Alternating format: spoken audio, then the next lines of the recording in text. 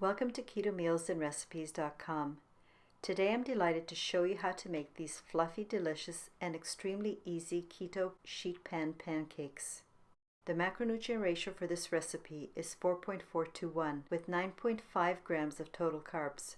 But don't worry, 0.9 grams is soluble fiber, 3.8 grams is insoluble fiber, resulting in 4.8 grams of net carbs. Also, this version will include the strawberries and the cream cheese topping, as well as the maple flavored buttery syrup. To make these pancakes, begin by preheating your oven to 170 degrees Celsius or 340 degrees Fahrenheit. You will need two separate bowls, one for the egg whites and one for the yolks. Into the bowl with the egg yolks, put a fine mesh sieve on top and then add your almond flour, coconut flour, whey protein isolate, salt. Then stir or whisk to combine the ingredients so that they will pass through the sieve and be clump free. Remove your sieve and stir the ingredients into the egg yolks and add your melted room temperature butter. Stir to combine all the ingredients. Add the heavy whipping cream and stir until the batter mixture is smooth and lump free. Set the batter aside while you prepare the egg whites. This will allow the dry ingredients to fully absorb the liquids and for the taste to infuse into the batter.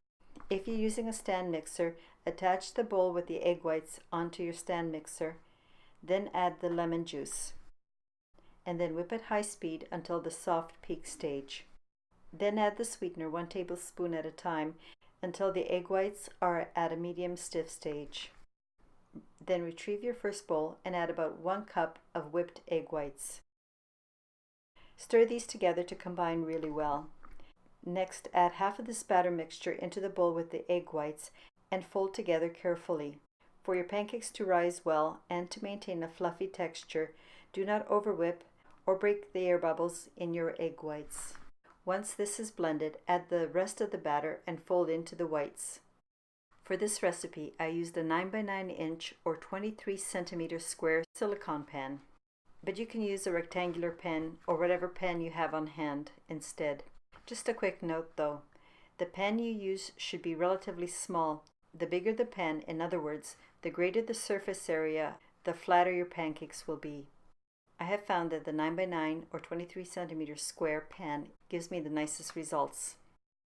Now that everything in the batter has been combined, I poured the batter into the pan and dropped it a couple times to allow the batter to level off. Then I placed the strawberry wedges in rows as shown.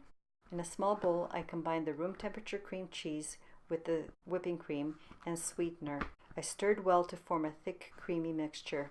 And after placing the strawberries on top of the batter, I spooned about 1/2 teaspoon of this cream cheese mixture between the rows of strawberries. This combination of strawberries and cream cheese mixture tastes very treaty. But what you add to the top is up to you. Other topping suggestions for your consideration are things such as raspberries, blueberries, or even pieces of your favorite sugar-free chocolate bar, or even cacao nibs. Or mix and match any combination of these toppings. Be creative, but remember that each topping will add its own set of carbs. On the other hand, you may prefer to enjoy these sheet pan pancakes naked, with just the drizzle of the buttery maple flavored syrup. To make the syrup, you simply melt the unsalted butter, and while the butter is relatively warm, add the maple extract and sweetener, stir to combine, and then use it as a regular syrup. Even though I'm using a silicone pan for these pancakes, I found it very helpful to line my pan with a strip of parchment paper. I simply measured the width and then cut a piece of parchment so that it will extend over the two sides and fit snugly on the bottom. I crease the bottoms so that it will stay in position and fit snugly. This makes for a nice crisp edge and a better looking finished product. When everything is set, place the pan into the middle position of your oven and set the timer for 20 minutes. After the first 20 minutes of baking, check by inserting a toothpick into the pancake. If the toothpick does not come out clean, set the timer for 5 more minutes. Then test again, and if needed, repeat 1 more time.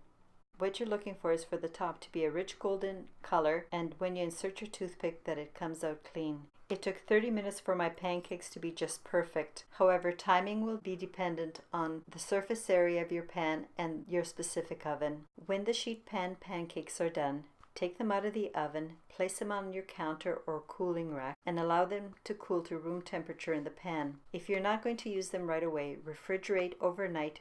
Leaving the sheet pan pancakes to rest overnight will bring out all the subtle flavors. But if you can't wait, just allow them to get to room temperature. Cut 3 rows along the length and 3 rows along the width. Take a slice or two, pour the syrup on top, and enjoy.